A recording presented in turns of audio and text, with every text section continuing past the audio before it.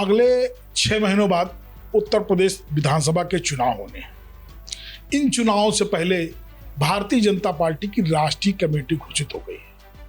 इस राष्ट्रीय कमेटी में उत्तर प्रदेश सहित उन चुनावी राज्यों का विशेष ध्यान रखा गया है जहां आगामी कुछ दिनों में चुनाव होने हैं। यूपी में जहां राष्ट्रीय कार्यकारिणी में जाति समीकरण साधने की पूरी कोशिश की गई है, वहीं क्षेत्रीय संतुलन भी बनाए रखा गया है। नमस्कार, मैं हूं सूर्य प्रकाश शुक्ल। भाजपा की नई कार्यकारिणी पर चर्चा के लिए हमारे साथ मौजूद हैं वरिष्ठ पत्रकार संजय भटनागर जी।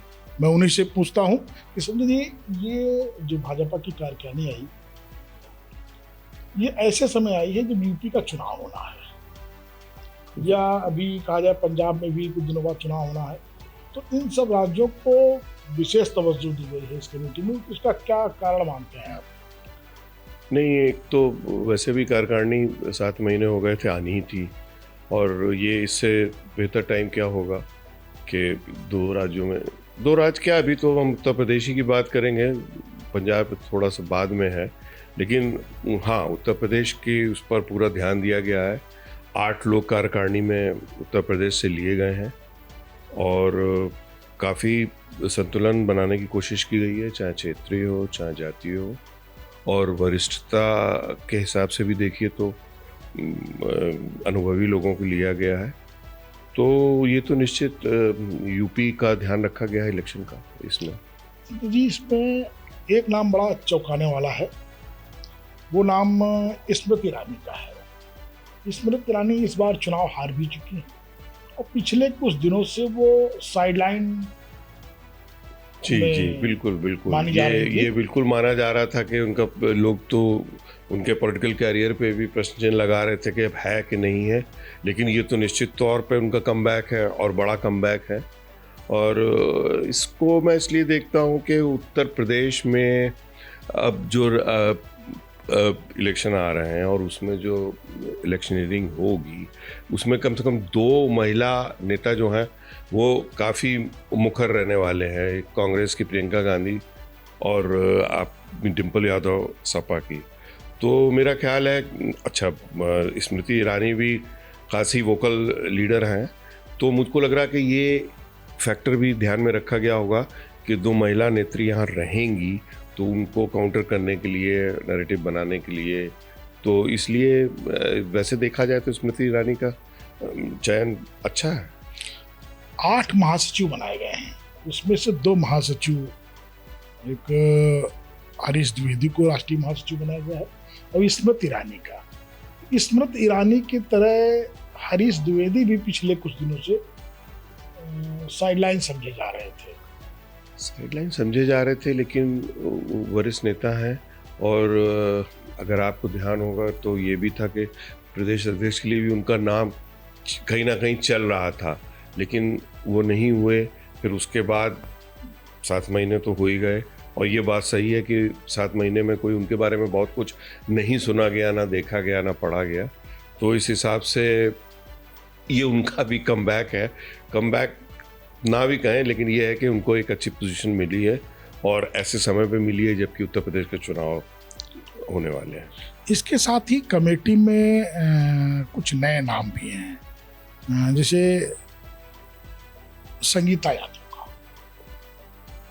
अब मैंने कहा ना, अभी जातीय और क्षेत्रीय संतुलन तो बनाया ही जाता है, तो अब समाजवादी पार्टी को काउंटर करने के लिए कुछ तो करना ही था, तो संगीता यादव लाई गई होंगी। मेरा ख्याल है ये फैक्टर ज़रूर दिमाग में रहा होगा कार्यकारिणी बनते एक समय। तो इसका मतलब जो अमरपाल मौर्य लाए गए, अमरपाल मौर्य को लाने के पीछे ये कहा गया कि ये जो 2024 में के लोकसभा चुनाव में जो कुशवाहा और मौर्य इनसे छिटका था, उसको फिर से भाजपा से जोड़ने के लिए राष्ट्रीय कार्यकारिणी में ये कवायद की गई है। लेकिन केशव मौर्य जैसा नेता इनके पास यूपी में है। अमरपाल मौर्य भी केशव मौर्य गुट के ही माने जाते हैं, उनके करीबी माने जाते हैं। तो इस तरह का अमरपाल मौर्य हुए, दलित के रूप में भोला सिंह को लाया गया है पश्चिमी यूपी से। तो ये सब करके बीजेपी ने यह दिखाने का प्रयास तो नहीं किया है कि वो सपा का जो पीडीए का फैक्टर है उसे कमजोर या तोड़ना चाहती है। नहीं, बिल्कुल देखिए, स्ट्रैटेजी तो हर पार्टी अपने हिसाब से बनाती है, तो स्ट्रैटेजिकली तो ठीक ही है। और केशव मौर्य वैसे भी उस क्षेत्र के नहीं है, अमरपाल मौर्य वेस्टर्न यूपी के हैं, तो वेस्टर्न यूपी से अगर एक ओबीसी का नेता लाया गया क्षेत्रीय संतुलन बनाने के लिए, केशव उनके कॉन्स्टिट्यूंसी तो आप जानते हैं कौशाम्बी इलाहाबाद साइड के हैं, तो वो फार वेस्ट, तो ये इसमें दोनों चीज़ें संतुलित हो गई। रेखा वर्मा जी को एक बार फिर राष्ट्रीय उपाध्यक्ष बनाया गया है, वो दूसरी बार धौरारा से सांसद हैं और तराई क्षेत्र में यह कहा जाए कि रुहेलखंड और अवध का जो बीच का क्षेत्र है वहां पर कुर्मी बाहुल्य इलाका माना जाता है। जी। तो क्या इसी को मैनेज करने के लिए रेखा वर्मा को? बिल्कुल, रेखा वर्मा कई बार जीत चुकी हैं उस क्षेत्र से, और ये कुर्मी बाहुल भी है, ये बात भी सही है, और कुर्मियों की पुरानी नेता रही हैं, सांसद हैं, तो ये तो फैक्टर दिमाग में है ही, इसमें तो कोई शक ही नहीं है कि कुर्मियों को भी साधने की कोशिश है ये।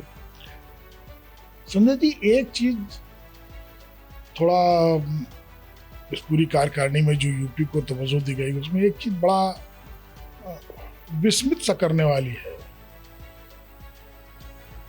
तो मुस्लिम नेताओं को राष्ट्रीय कार्यकारिणी में स्थान दिया गया है, एक को सचिव उपाध्यक्ष बनाया गया है और दूसरे को जो इनका अल्पसंख्यक मोर्चा है उसका राष्ट्रीय अध्यक्ष।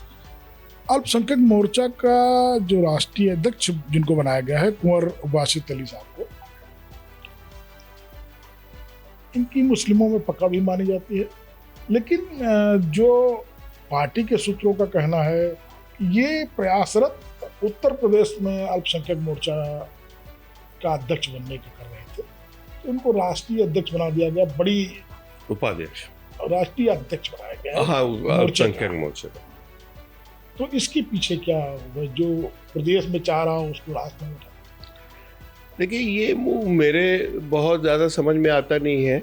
ये हमेशा कहा जाता है कि भाजपा वाले कहते हैं, सामाजिक समरसता की बात करते हैं कि हम हर वर्ग के साथ हैं, और ये बहुत ज़्यादा ऑप्टिमिस्टिक है अगर हम ये सोचें कि अगर हम कार्यकारिणी में यूपी से 2 मुस्लिम नेता ले आए हैं तो हमको मुस्लिम वोट मिल सकता है। ये ऑप्टिमिस्टिक है, हो जाए तो हम नहीं कह सकते, राजनीति में कुछ भी संभव है, लेकिन इससे कोई वोट पे फ़र्क पड़ने वाला है मुझको नहीं लगता है कि इससे कोई बहुत ज़्यादा स्ट्रेटेजिकली फ़र्क पड़ेगा। लेकिन हाँ, एक आपके पास एक दिखाने को है कि हमने देखिए 2 मुस्लिम नेता भी रखे हैं, तो हमारी कोई पार्टी जो है हिंदू पार्टी नहीं है, बस ये दर्शाने का एक तरीका है।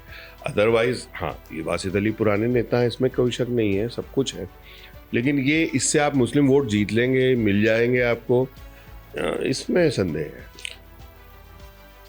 राष्ट्रीय कार्यकारिणी में जहां सामाजिक सरोकार को संजोने की बात कही जा रही है, वहीं पर कोई क्षत्रिय नेता यूपी से नहीं गया है, इसके पीछे क्या?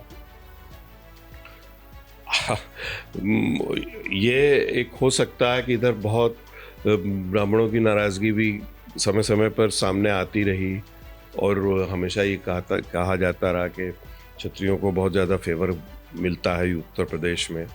मेरा ख्याल है यही बात दिमाग में रही होगी। अब चूँकि इलेक्शन आ रहा है तो ब्राह्मणों को अगर हम बहुत खुश नहीं कर पाएंगे तो नाराज़ भी ना हो, तो मेरा ख्याल है बस एक यही रीज़न है। अदरवाइज़ मुझको और कुछ चीज़ समझ में नहीं आती। क्षत्रिय नेता, वैसे तो क्षत्रियों का काफ़ी नेता हैं जो कि फ्रंट लाइन में हैं, हाँ इस कार्यकारिणी में नहीं, इसमें 8 में नहीं है। हाँ, ये थोड़ा असर है लेकिन बहुत ज़्यादा नहीं है, क्योंकि वो ब्राह्मणों को साधने का भी एक तरीका है इंटरनली। जी, कल इस कार्यकारिणी के साथ प्रदेश के प्रभारी भी नियुक्त किए गए हैं, जिसमें यूपी की कमान, बहुत दिनों से यूपी को कोई स्थायी प्रभारी नहीं मिला था। कल विनोद दावड़े जी को यूपी की कमान सौंपी गई है, इसे कैसे देखते हैं?